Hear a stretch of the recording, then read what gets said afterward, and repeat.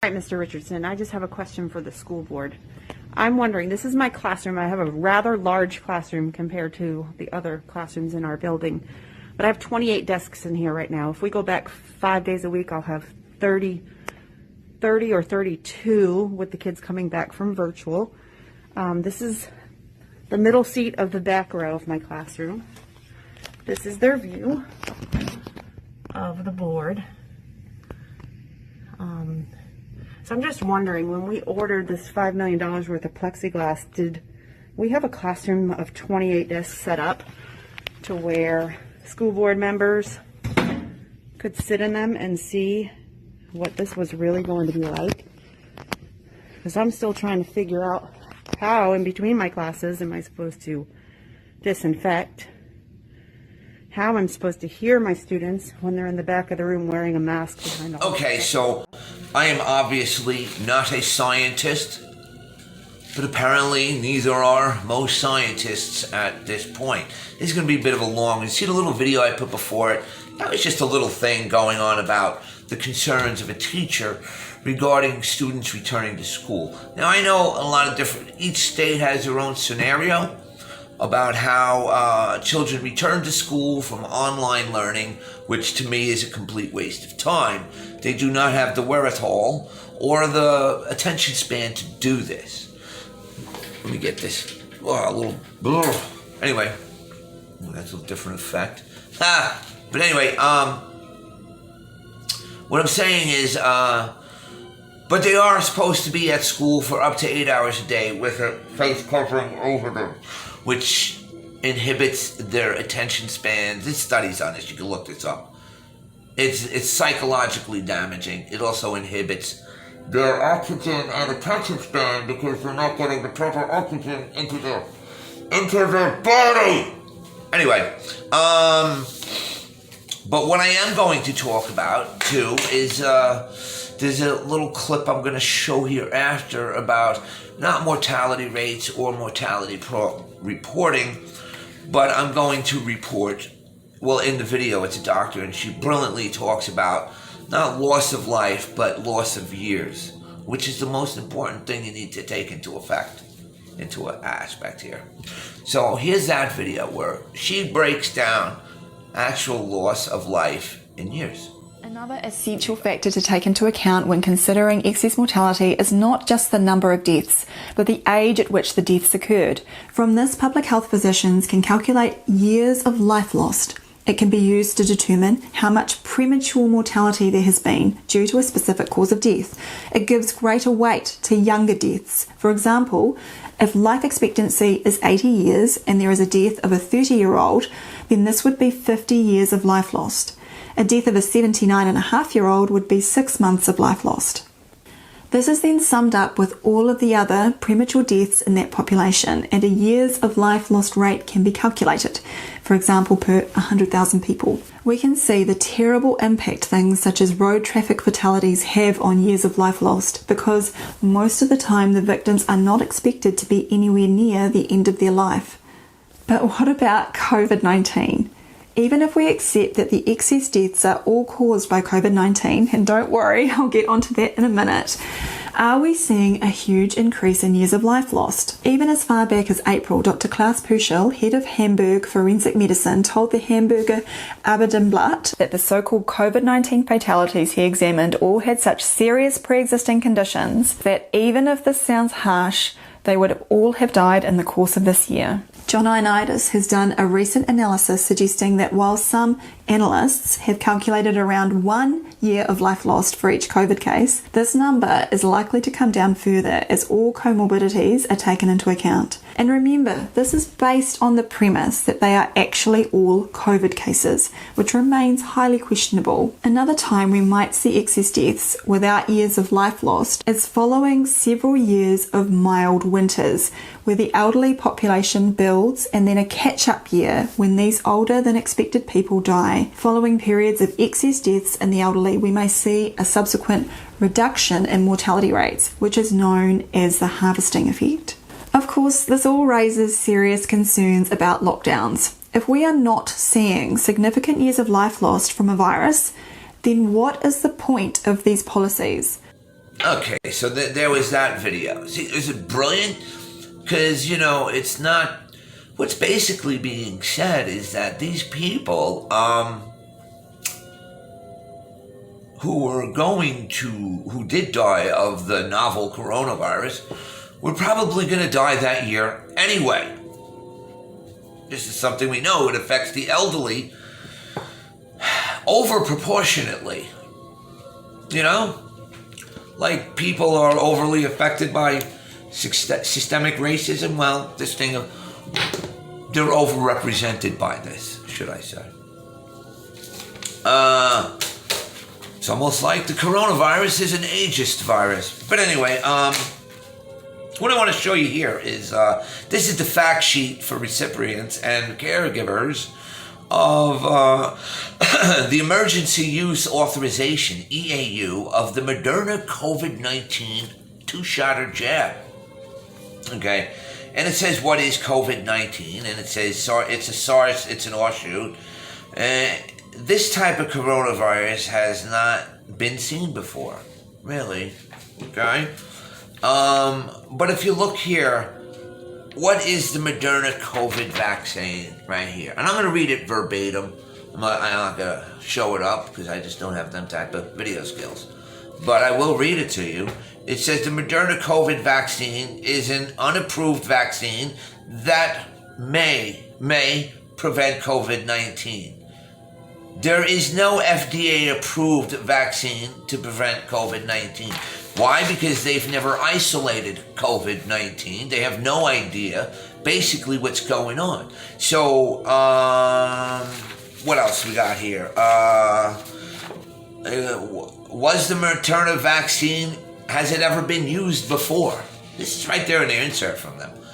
The Moderna COVID vaccine is, once again, an unapproved vaccine.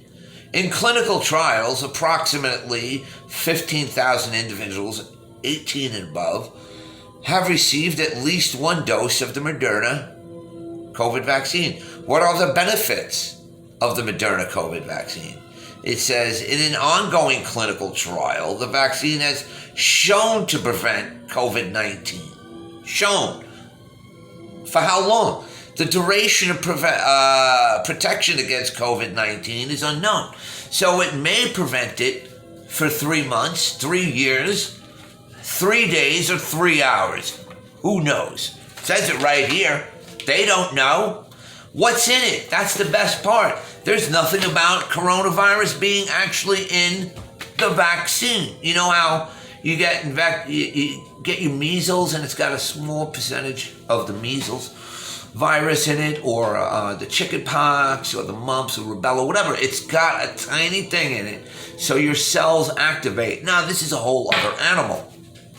It has, the Moderna COVID vaccine contains the following ingredients: messenger ribonucleic acid, messenger RNA. This is the very first time that they've ever used this on human beings. And what is it? Okay, messenger RNA medicines aren't small molecules like traditional for, and they aren't traditional biologics, where the genesis of the biotin. Instead, mRNA medicines are a set of instructions, and these instructions direct cells in the body to make proteins to prevent disease. So that's the whole thing to this. You're not getting something. You're getting what you're basically getting is a messenger RNA that is going to alter your DNA. Okay, it's going to genetically modify your genes for an untested, unproven vaccine that's got a 99.97% survival rate. Okay, what else is in there? It has, let's see, it's got polyethylene glycols. What, may you ask, is that? PEG is a compound derived from petroleum, from industrial manufacturing to medicine. It's also known as polyethylene oxide or polyethylene, depending on its nuclear weight and structure. It's a completely man-made, non-bio biological thing. So you're putting, I don't know, you're putting a petroleum plastic into your body. Oh, God. What else is in it?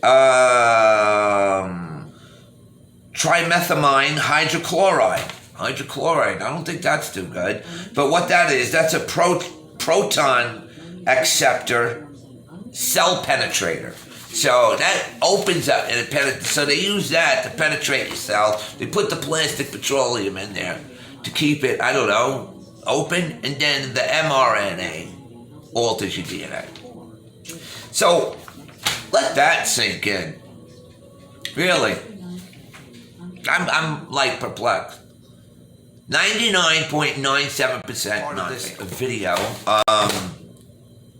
There are now 98 potential symptoms for COVID-19. 98. And what may you ask are some of them? Syncope. Syncope? I don't know what that is. That comes in the last, 98. I don't know what that is. Is when you faint or pass out, apparently. Okay, so you faint or pass out. 97. Bilateral neck throbbing. Well, I've had that. I've also fainted and passed out. Mostly due from, I don't know. Elevated thyroid. Never had that issue. Anemia. Anemia, that's when you get lack of red blood cells. You know, I've known a few women that have been anemic and complain about the cold. Herpes. Herpes. Look at that. Herpes coming in at 94. GERD. Excessive salivation. Personality change. You're moody. COVID. Thrush. I don't know what that is. Maybe some form of coxsackie. Hormone imbalances. Going through menopause? No, COVID. UTI. Urinary tract infection. No, COVID. Kidney issues. Dry scalp or dandruff. Do you have dandruff? Maybe you got eczema? No. Potentially COVID. Low blood pressure. COVID. COVID toes. Don't know what that means. It looks gross. Eye infection. You got pink eye? No. COVID. Foot pains. You walk all day? No. COVID. Lumping throat. Chapped lips. Get some lip balm, some lip medics. No. Don't even bother because you got COVID. You see? Chapped lips. Dude, I'm only up to 80. Cold or burning feeling in your lungs, low blood oxygen, arrhythmia, your heart palpitations. I don't know, do you smoke? You overweight? Nah, COVID. Jaw pain. Gee, you got the little clicking in your jaw? COVID. Painful scalp. Don't know what that means. Burning sensations. Mid-back pain. You got COVID. Abnormally low temperature. We outside in the freezing weather, it's like negative 20 out. Now, you might just have COVID. Bulging veins.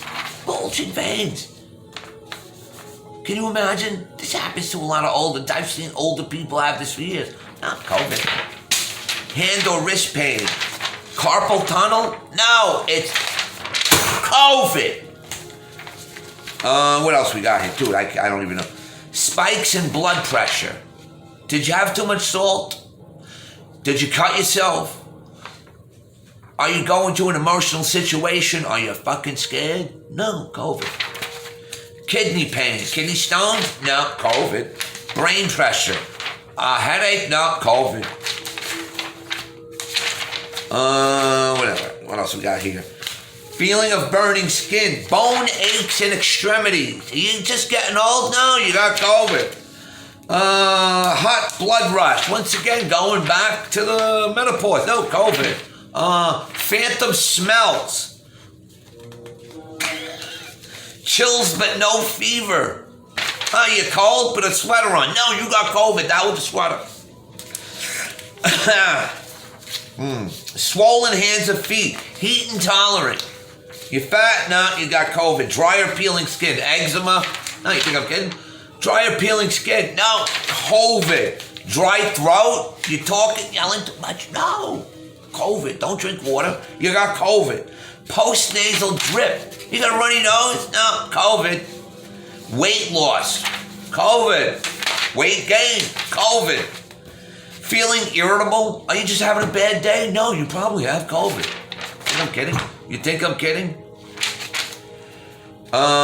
Confusion. Are you confused? Is the world moving in weird ways? Is everything moving on a runaway freight train? Do you think that? No, it's COVID. Nerve sensation. Tinnitus or humming in the ears. You hear that, Pete Townsend? You didn't play with The Who for 50 years in front of Marshall amps. You got COVID. Constant thirst. Not hypothyroidism. That's, rash. You got a rash? You got a rash? Did you sleep on a burlap sack? No, you got COVID. Floaters or flashes in your vision. COVID. Sleeping more than normal. You're tired? You're depressed? No, COVID. Tremors or shakiness. You ever no, COVID. Dry eyes. Dry eyes, COVID. Clogged ears. You got earwax? No, COVID. Weight gain. You think I'm kidding? Nausea or vomiting. Did you drink too much? No, it's COVID. Shortness of breath. COVID. I don't know. Lower back pain. COVID. Abdominal pain. Phlegm at the back of the throat. You got a sore throat? Obviously, it's COVID. Obviously. Do you have strep throat? No, there's no such thing as strep throat. It's COVID. Acid reflux. COVID. Are you sad? My cat died. Well, obviously you have COVID. The cat probably died of COVID. Blurry vision. Are you getting old? Do you have cataracts? Do you drive a cataract? No, you got COVID. Hair loss. Are you going bald? COVID. I have literally half these symptoms. Half of them. So I've been dealing with COVID. I don't know, diarrhea? Did you drink prune juice? No, you must. I have COVID. Joint pain. Cough. Persistent dizziness. Memory problems. Anxiety, right? Difficulty sleeping. Inability to exercise. Oh, the phantom twitch in your leg, calf. You got leg cramps. COVID. You know, you're stretching like, ooh, no, COVID. Fatigue. The number one. Are you tired? Are you fed up? Can you just not deal with this anymore? COVID. 98 symptoms. I have at least 60% of them. I'm a walking COVID patient. Go figure. Put on a mask, put on 12.